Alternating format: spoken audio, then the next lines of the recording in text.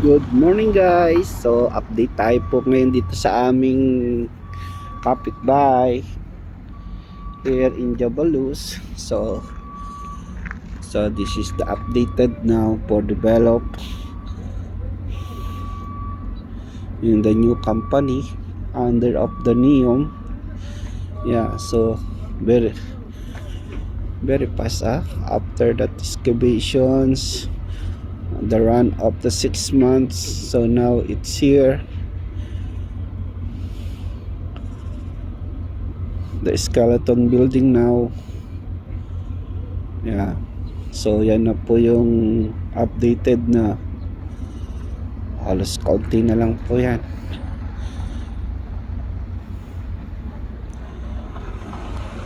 Around end of this year I think so. It is semi finish and one year almost full furnished na yung lahat na building na po na yan. So that is the good. May kapitbahay na po kami rito. Yeah, but I don't know what is this company, the build-in. Yeah, they're saying his hospital. Yep, see,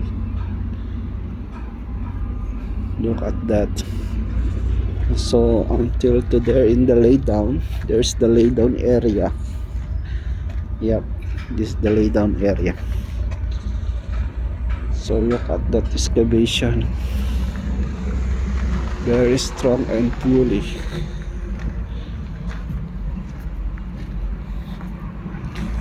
See, heavy equipments, very fast,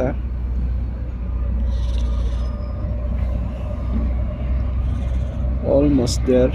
Yeah, because the material is complete, so that's why. Even still, heavy equipments, manpower are fully. Yes.